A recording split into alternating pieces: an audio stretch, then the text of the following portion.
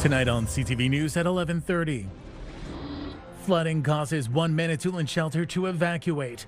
And we had approximately 5 women and children in shelter with us at the time. Rising water, rain, and snow melt continuing to pose problems across much of the north.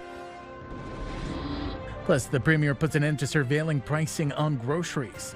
No. I believe in a capitalist society, free market. The market dictates. Doug Ford says competition will keep prices low. And Algoma is participating in a new study tracking child development. Data helps us diagnose what's going on, what's wrong. We'll have more on what public health officials are hoping to learn. CTV News at 11:30 with Ian Campbell and Rick Wyman with weather. Well, good evening. Thanks for staying up with us. It's been a wild couple of days across our broadcast region. Flooding is getting worse in some areas, and more communities are continuing to declare states of emergency. On Manitoulin Island, some progress is being made. Roads have been rebuilt and areas are starting to dry out. Other places are going to take some time. Frozen ground has made it difficult to soak up all of that recent rain and snowmelt. Central Manitoulin, Mindemoya in particular, has been hit hard. A shelter had to be evacuated. CTV's Madison Merrier has more from the island. The creek that runs along Wags Road Trail travels underneath Forest Road. However, with the accumulation of rain and snowmelt, it has taken over the road and Manitoulin family resources. We had to evacuate because of extreme flooding, and we had approximately 5 women and children in shelter with us at the time, and so everybody has been safely evacuated. The impact extends beyond the shelter, with many residents in central Manitoulin experiencing flooding in basements and city streets. Our community municipal staff have just been working around the clock, and volunteers are coming out of the woodwork and doing whatever was needed. People were reaching out immediately. What can we do to help? How can we help? We want to help. And so we are incredibly grateful for that. And our staff has been outstanding and have totally stepped up and have done an incredible job ensuring everybody's safety and that we continue to serve the community. The shelter shares a space with the Manitoulin Family Center Food Bank, which has also been temporarily closed along with the road. But Hill says they'll be back supporting the community tomorrow in an alternate location. We are all offering emergency food hampers in front of the municipal building here in Mindemoya during our same food bank hours. So we will be having emergency food hampers for the community tomorrow from 10 to 2 p.m. It's always good to see people working together and a common cause and everybody working towards a common end, and I think it's been great. We've got a fantastic crew here, and everybody's doing their bit, and we will, like I say, we will get through it. It is unclear when the water will dry up, but people are hoping to get to repairs and return to normalcy as soon as the weather permits. Madison Merrier, CTV News, Mindemoya.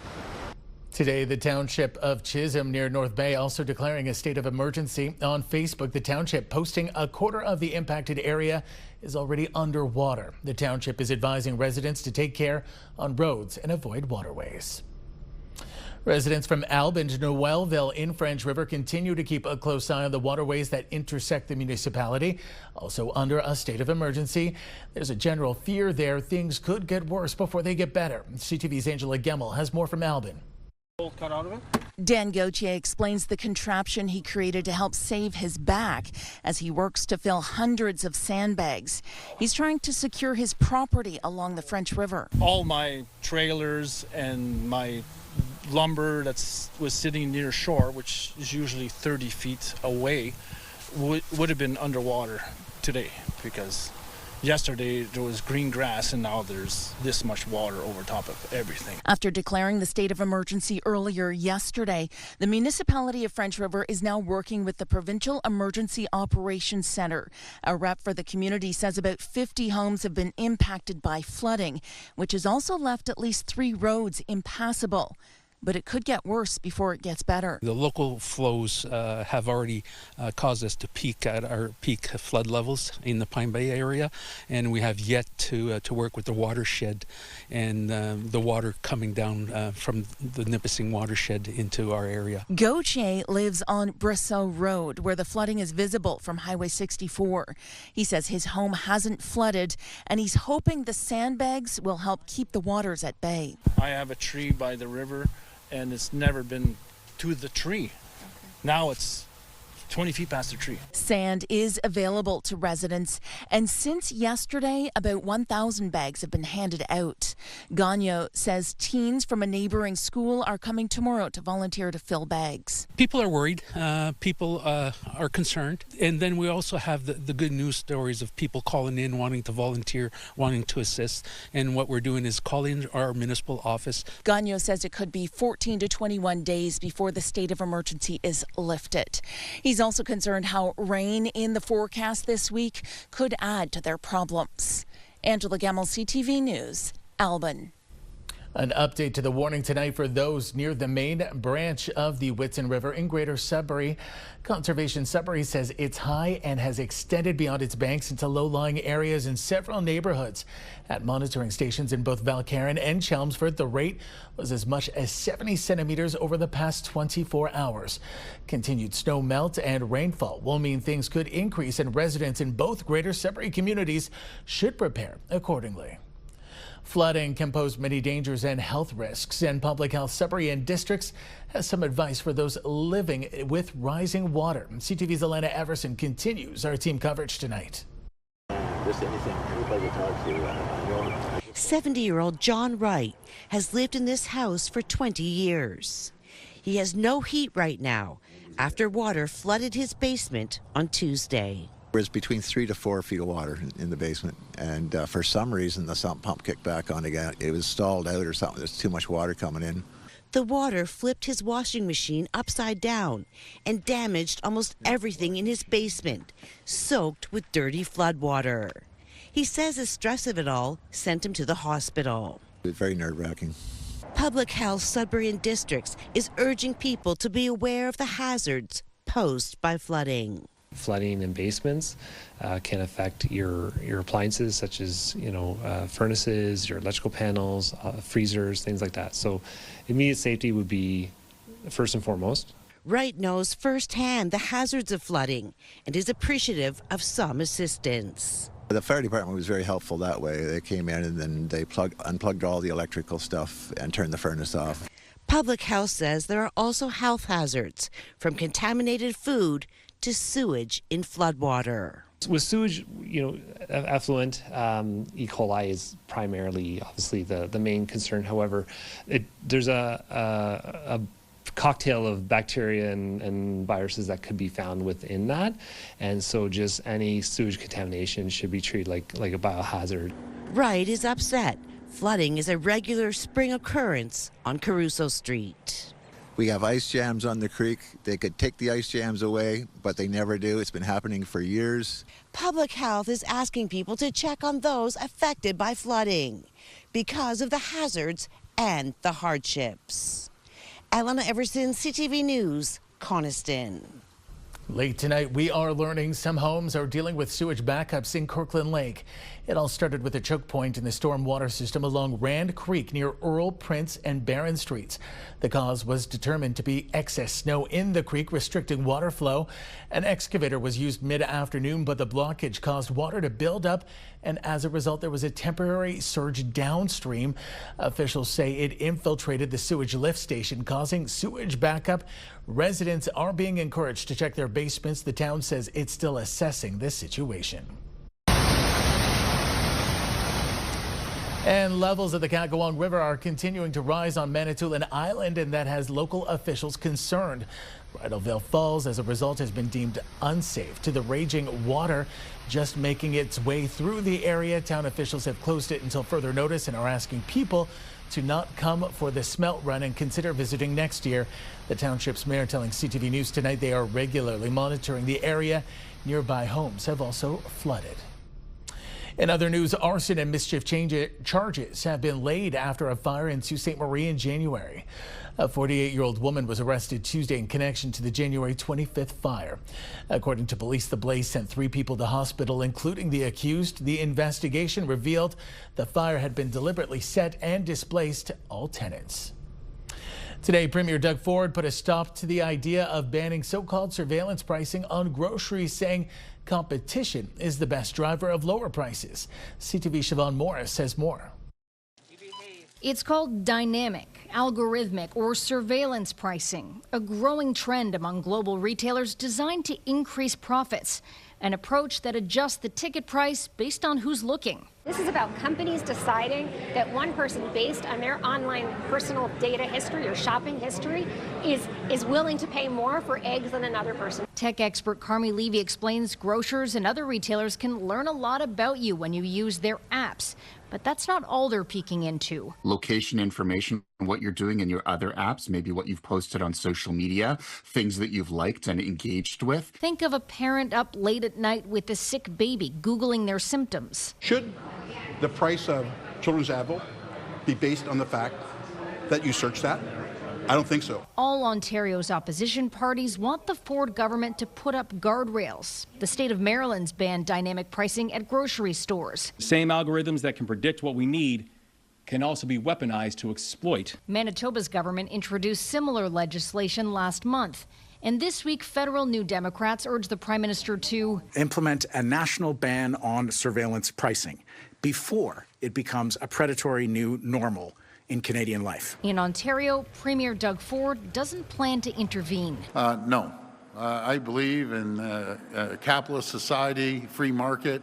The market dictates. A response critics say prioritizes corporate profits. I'm shocked that the Premier would support big grocery stores rigging the market to gouge people when they go to check out. Stores can also deploy algorithmic pricing when you're shopping in person, with digital tags being used to move prices up or down in a flash. As the weather changes, or as the store approaches closing time, or if inventories levels are low on a particular product. He feels retailers have been too scared of blowback to have prices flip when someone new walks by, but the technology is there. It wouldn't surprise me if over time this goes from being something that is the source of outrage to the new normal. Siobhan Morris, CTV News.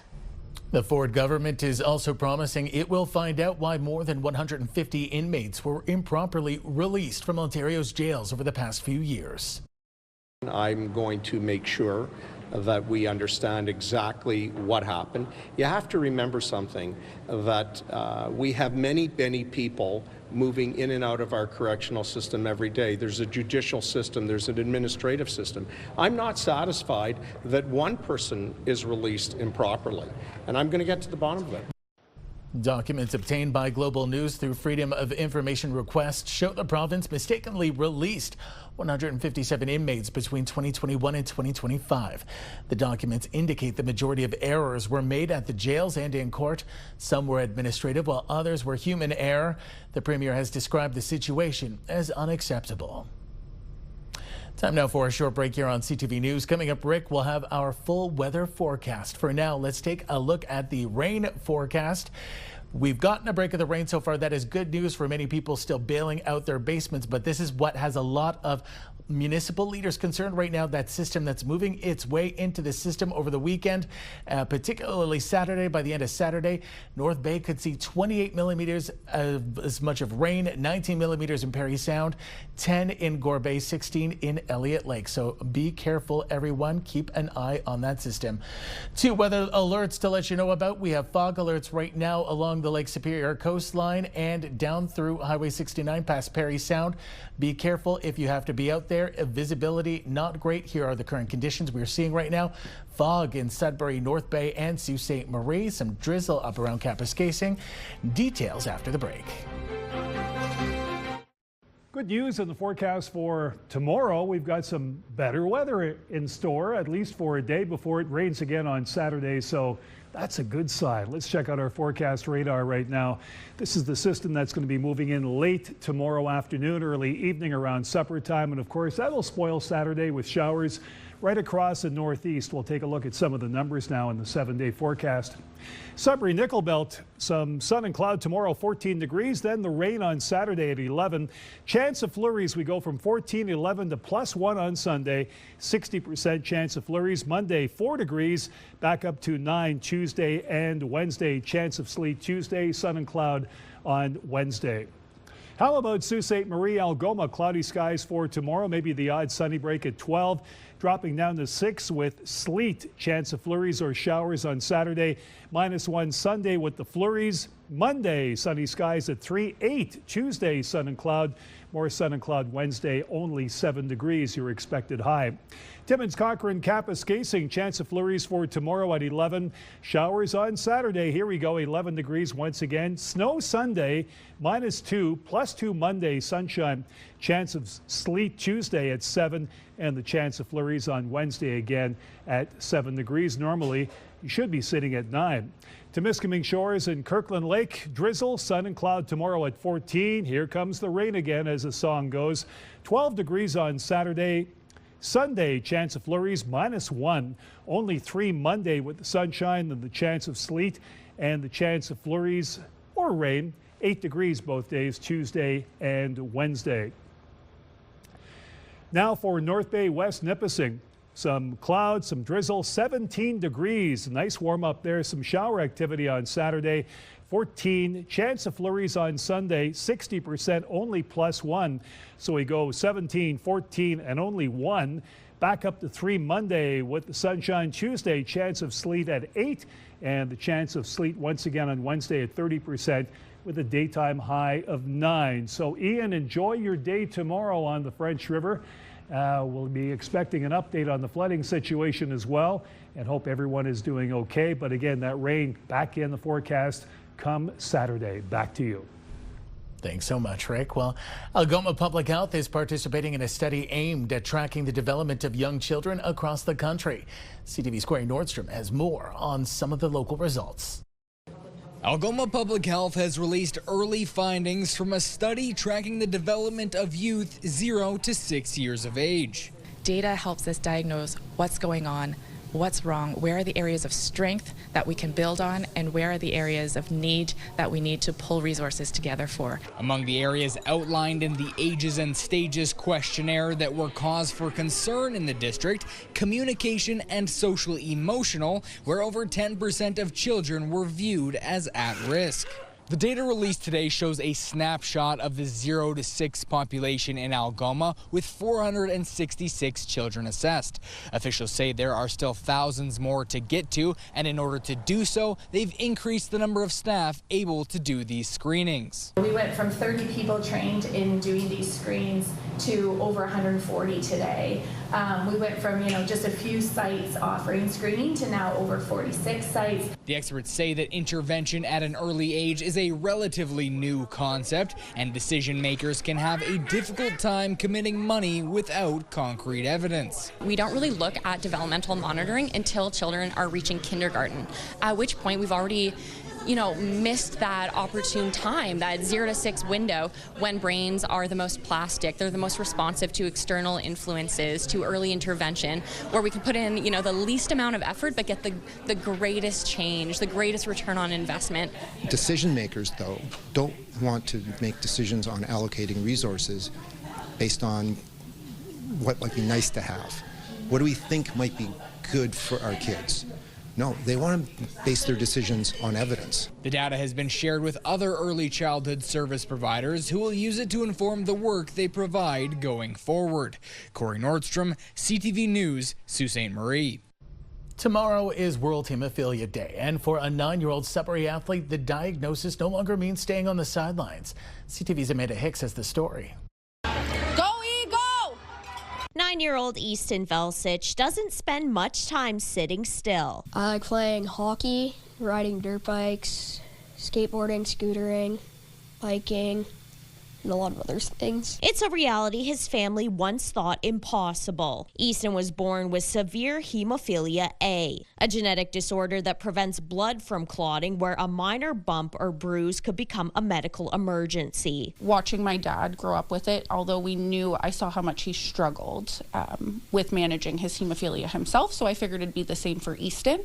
How he'd be treated differently. Would he be able to go to daycare? Would he be able to do all these things kids do with no issues? Historically, red light sports like hockey were strictly off limits, but treatment has evolved. Easton lives a largely typical life requiring a single injection every 2 weeks. I didn't think hemophilia would come this far with the treatment, and I'm really playing only the more dangerous sports now. There's always a helmet, there's always elbow protection, no matter what he does.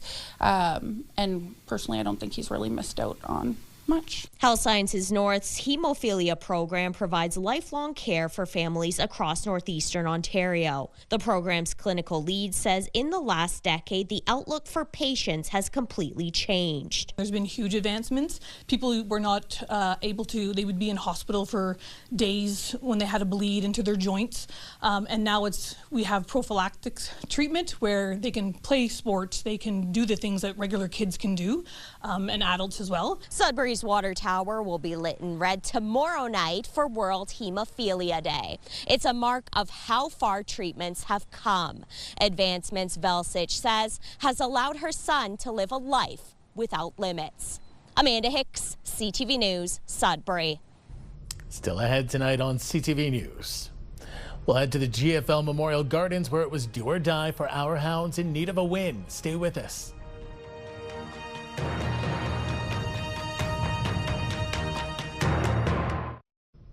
It was do or die tonight for the Sioux Greyhounds, and for a while tonight, it looked like that might have been it. That was until the third period. Take a look.